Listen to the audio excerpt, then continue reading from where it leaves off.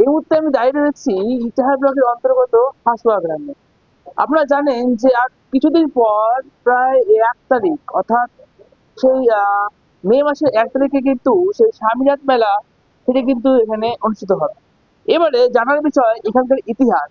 এখানে ইতিহাস কিন্তু অনেকের কাছেই অজানা রয়েছে আজও। এবারে আমি দেখাবো এবং শোনাবো যে এই মেলার ইতিহাস।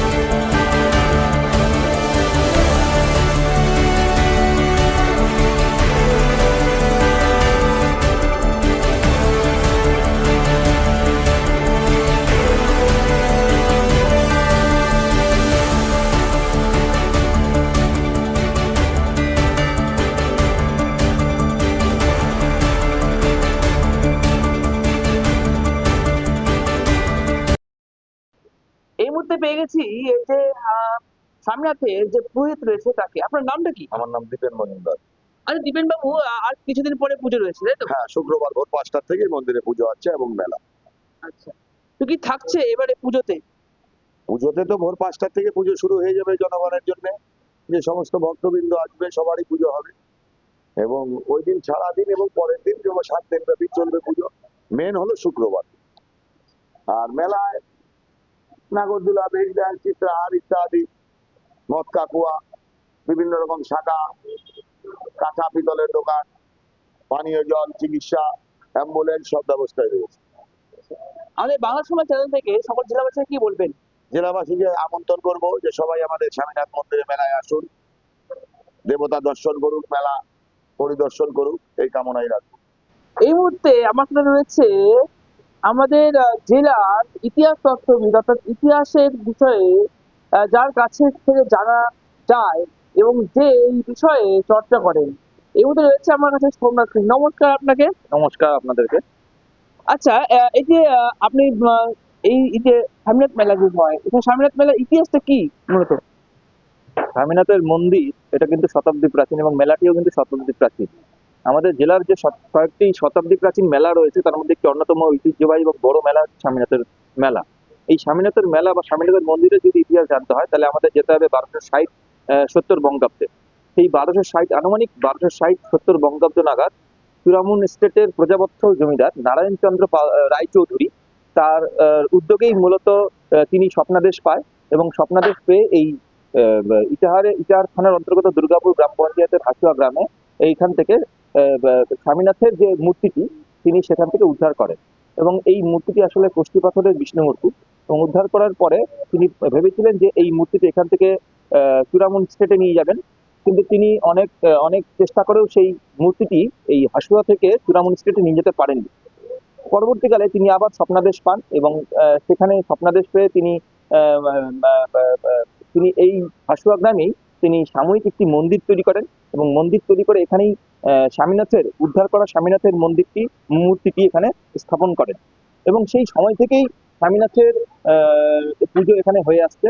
পরবর্তীকালে 1321 বঙ্গাব্দের 25শে বৈশাখ ভূপালচন্দ্র রায়চৌধুরী, জমিদার ভূপালচন্দ্র রায়চৌধুরীর মা দুর্গাময়ী রায়চৌধুরী এই সাময়িক এই যে মন্দিরটি তৈরি করেছিলেন নারায়ণচন্দ্র রায়চৌধুরী, এই মন্দিরটিকে পাকা করেন। বর্তমানে আমরা যেখানে দাঁড়িয়ে আছি স্বামীনাথের মন্দির, এই মন্দিরটি কিন্তু সংস্কার করা মন্দির এবং সংস্কার করেছিলেন দুর্গাময়ী রায়চৌধুরী।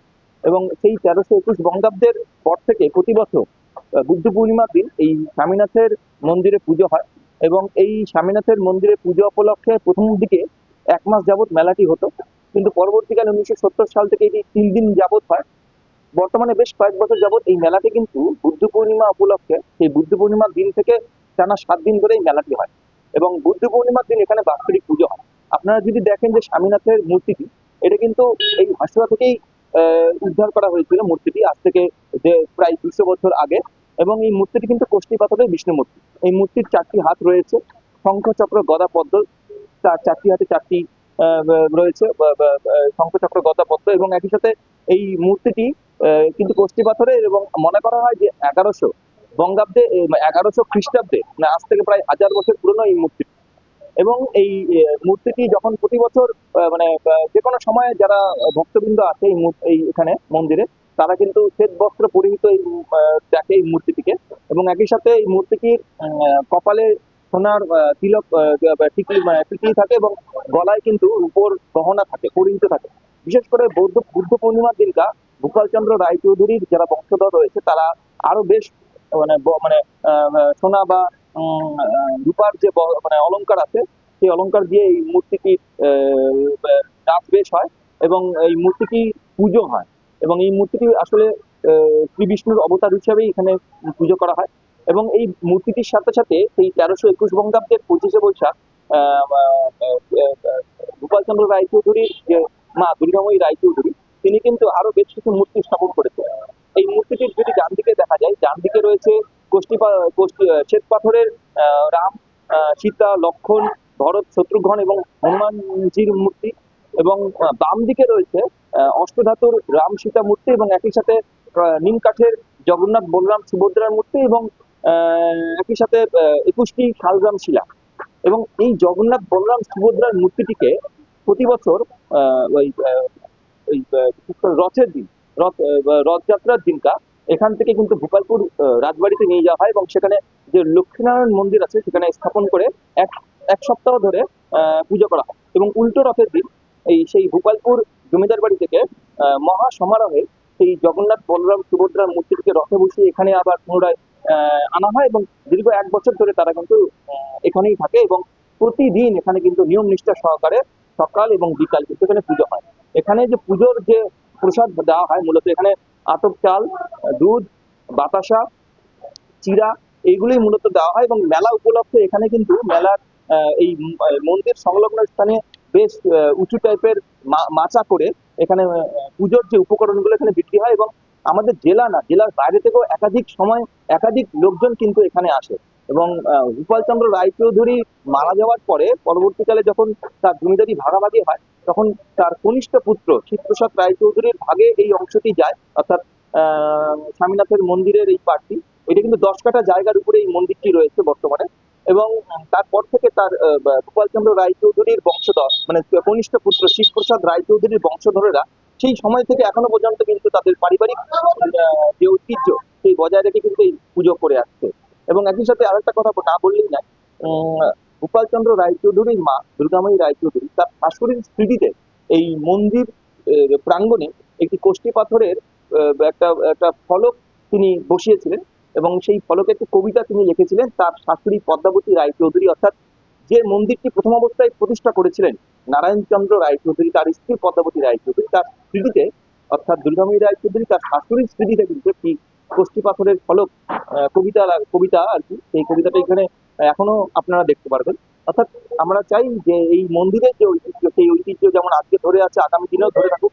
এবং এই মন্দিরকে ঘিরে যে বিভিন্ন অতীত ঐতিহ্যের যে জাল রয়েছে, এবং আমাদেরও জেলার কাছে এই মন্দিরটি বিশেষ গর্বের একটা হাতছানি দেয়, এবং এই গর্ব বজায় রাখুক, এই আমরা চাই। তো শুনতে পেলেন যে ইটাহার ব্লকের অন্তর্গত এই হাসুয়া গ্রামের এই পুরনো সেই বহু প্রাচীন এবং খুব জাগ্রত সেই ঠাকুর স্বামীনাথ, এই স্বামীনাথের কিন্তু ইতিহাস। ক্যামেরায় সুমন মন্ডলের সাথে আমি গোড়াবাড়ি আছি, বাংলার সময়।